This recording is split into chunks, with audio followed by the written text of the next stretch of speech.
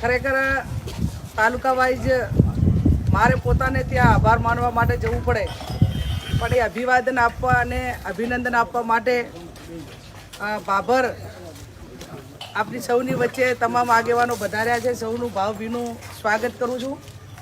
બધાનો ખૂબ ખૂબ હૃદયપૂર્વક આભાર માનું છું.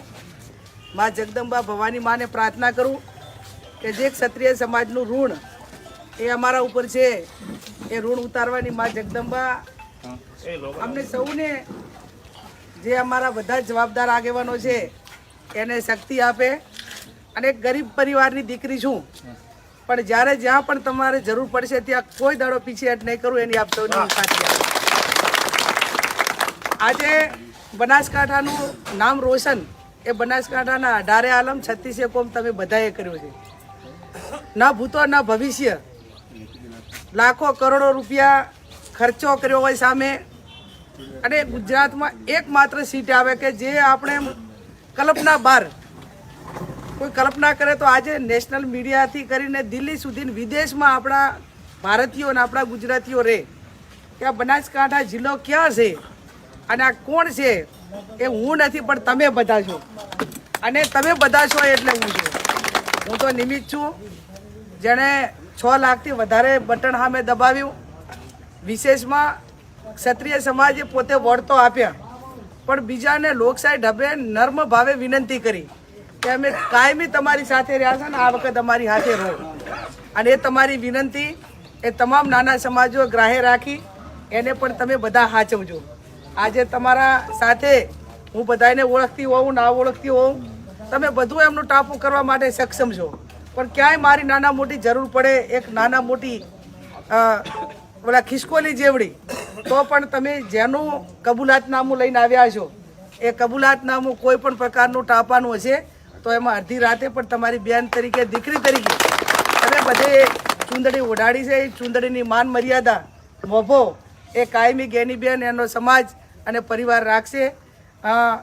આજે અમને આ સ્ટેજે પહોંચાડીને આખી જિંદગીભર તમારો એક એહસાન ચૂકવવા માટેનો જે અમને મોકો મળ્યો છે.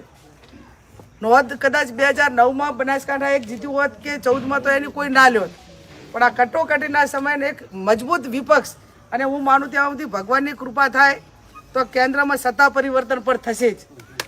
આજે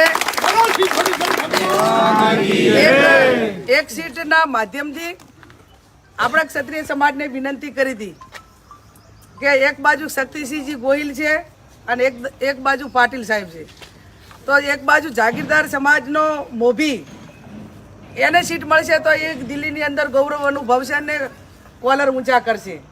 આજે એમનો ફોન આવ્યો અને પ્રિયંકાજીએ અને શેષ નેતૃત્વે શક્તિસિંહજીને અભિનંદન આપ્યા કે ખરેખર ગુજરાતની અંદર ખાતું ખોલું, ભાજપની હેટ્રિક કોઈએ રોકી હોય તો એ શક્તિસિંહ ગોહિલે રોકી છે. અને એ હેટ્રિક એવી રોકી છે કે આ 2027 માટે ક્ષત્રિય સમાજ હોય, તમામ સમાજો હોય, એનું રાજકીય ભવિષ્ય એ 2027માં બનાસકાંઠાની સીટે નક્કી કર્યું છે. અને નક્કી કર્યું છે ત્યારે હવે ક્ષત્રિયની જે વ્યાખ્યા લાગે એમાં બધા એક રહેજો, એમાં વિભાજન ના કરતા. રાજપૂત હોય, ઠાકોર હોય, જાગીરદાર દરબારો હોય કે તે ક્ષત્રિયની વ્યાખ્યામાં આવે છે. આ તમે બધા એક થઈને જે નાના મોટી તમામ ચૂંટણીઓમાં, તમામ નાના મોટા કામોમાં, તમામ નાના મોટા પ્રકારના કોઈ ઇસ્યુમાં, કોઈ પણ નાના મોટા ધંધા રોજગારમાં આ બધા તમે એક રહેશો તો એમાં ખૂબ મોટો ફાયદો દરેક ક્ષેત્રની અંદર થશે. અને આ તમે આ 3-4 સમાજ એક રહો તો આજે ઇતર સમાજ તમારા નેજા હેઠળ કામ કરવા રહેવા માટે તૈયાર છે.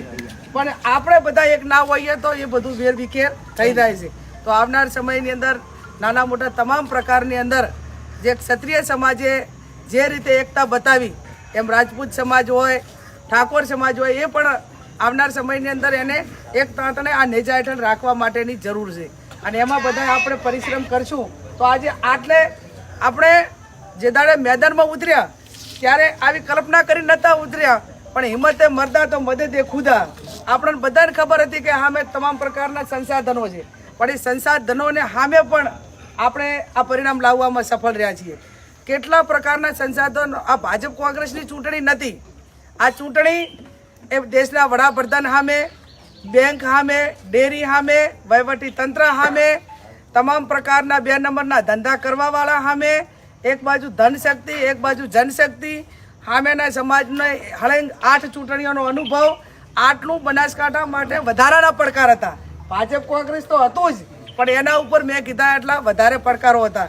અને આ તમામ પડકારો તમે ઝીલી અને મને ગૌરવભેર એક આ લોકસભાના સભ્ય તરીકે પ્રથમ વખત 62 વર્ષ પછી એક મહિલાને આવડું મોટું ગૌરવ અપાવ્યું હોય, અને એ પણ તમે મામેરું.